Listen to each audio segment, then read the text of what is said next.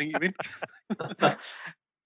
Before we kind of get into the podcast properly, I'm going to read something out. So this landed on Longbangers HQ doormat through the week. It was sent by Hibs Alan, who's at Cabbage0762 on Twitter, and it's an open letter that he'd come across from a Hearts fan. So if we cue the music, I'll read this out. Here goes. This says, "My son is 8 years old.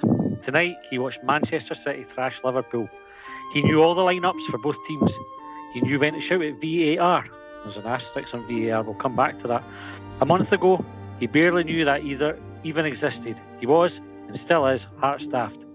But something has changed. When the SPFL decided to put a gun to the heads of its constituent clubs, aka shareholders, who knew? By offering money in return for ensuring Celtic were handed their nobody else really cares in a row title, Scottish football changed. Sure, underneath it all, things have been pretty skewed for a long time, but now it was out in the open. The big fish were to get their big feed and access to the Champions League, while the small fry would, you thought, be content with whatever scraps were thrown their way. My son was still on a high from watching Hearts win the last derby 3-1. We watched the goals daily. Sure, his optimism had taken a hit when we lost to St Mirren, asterisk, but we still had 24 points to play for. And despite a jaded father who has seen his team stuff things up more times than he cares to remember, for an 8-year-old boy, his team will always have a chance. But no, that chance was taken away from him. Similarly, it was taken away from the fans of Partick, Inverness, Dundee, ironically enough, Falkirk and Stranraer. The wee bit of magic that football gives us by being 11v11 and on any given Saturday, etc.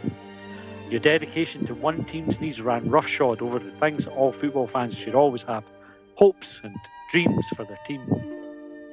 After the corrupt vote you orchestrated at Easter, I tried to explain the situation to my son. Should be fucking good. Now, before you get the wrong impression, he's no saint. He cheats. Snakes and ladders, Mario Kart, water gun fights. He makes no bones about trying to defeat his younger brother and myself.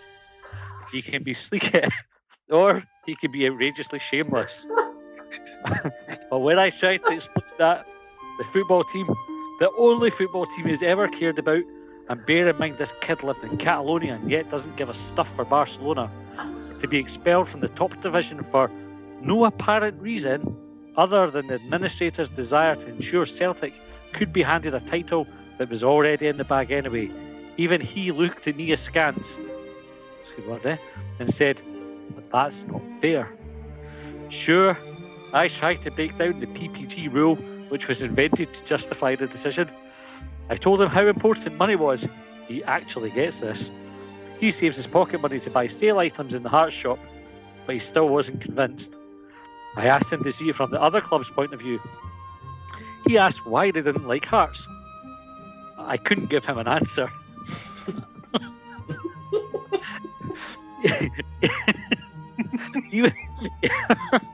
Even one of your little lick-spittle lackeys, Les Gray, declared that what is going on is unfair. At least admit it, Neil. Tell us that you know demoting a team 4 points from safety with 24 to play for is unfair. Ask Werder Bremen fans what they think about making up point differences. Then, in the middle of lockdown, the Germans showed the way by playing football again. We'll skip Belarus, although I'm sure they could show you a few tricks in propaganda, given their leader's Soviet-era cling to power at all costs mentality. Keep it relevant. Then, English football, which some of his friends talked about despite being Edinburgh born and bred, rave about. Until June, you see, my son had been taught to follow his local team, and only his local team, but not his Catalonian local team. He was obsessed with the Foundation of Hearts kit printed with the names of the thousands of fans that had helped keep our team alive. He loved hunting for my name. I was on minimum wage in Spain when I started paying into that fund. He loved this fact that the people around him at Tynecastle, no matter their circumstances, had some kind of collective spirit to keep something we love alive. Please tell us how much money you've taken out of Scottish football. Can you equate that with the value you've put in? Nobody even wants to sponsor your sham of a league. But he still couldn't get into his head why his team had been removed from the top league. Bear in mind he's 8. Now, you could call me irresponsible, but my son loves football so much, we've been out most days during lockdown playing in the meadows, that I allowed him to stay up late to watch football from Germany, England and Spain. He asks the same question most nights now though. Why can Hearts and the other teams not play now? Now, I'm not going to hold you to account for the Scottish Government's decisions around contact sports and when it's safe for these to go ahead. But the bit I do find hard to explain, perhaps you could, Neil, is why our season had to be called when others are able to resume at a later date. Was there someone in your ear? Were you under pressure to twist some arms? I mean, was this an equitable solution for anyone? My son's now watching the English Premier League every night, begging me to stay up late so he can see live football from just a few hundred miles away. He's got good eyesight. He's no longer saying to his friends that they should support Hearts because you ought to support your local team. He's getting swept up in the hype and marketing that the EPL does so well. Last night I asked him if he was looking forward to seeing Hearts play again, no matter what league they play in. To be honest, he wasn't as bothered as he was a couple of months ago. He doesn't pretend to be Sean Clare, no wonder, or Stephen Naismith now when we play. He's Mo Salah, or Kevin De Bruyne, or Leo Messi. He sees them playing their games on the pitch, not in secretive votes and skullduggery. He also sees VAR decisions making sure that things are reasonably fair. He cares more about that word now than he did before. He started playing more fairly with his brother. He doesn't want to be unfair like what they did to Hearts. You've had quite the impact, even unintentionally. You see, Neil, an 8-year-old can see right through you, and whatever else helps you ram through your plan back in April. You've given another kid less reason to watch Scottish football and thrown them into the embrace of the mega leagues and their marketable product. You've been found out by a kid that still talks about the last cup final as though it was one of the most important days of his short life, even though his heroes lost it. Well done. Think how many other 8-year-olds in this country there are who don't understand why their team is going to come out of COVID-19 far more disadvantaged than the other teams. Be a big fooler, eh? Think about that for a second.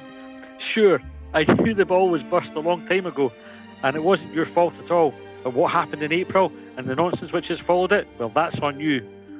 Whatever went on in April when you pressured clubs, and I haven't even really mentioned the pathetically transparent and surprisingly successful attempt at coercion with the Nelms Chancellor at Dundee to call the season before the teams had a chance to discover that things even themselves out and find their true position in the league over a 38-game season as we were promised at the outset. Just at least tell us you haven't played it fair. We know it. My son knows it. Telling us anything else from here on is just lying. And then he goes on to say that if VAR had been in place, St Mirren wouldn't have got their goal, but relegated them.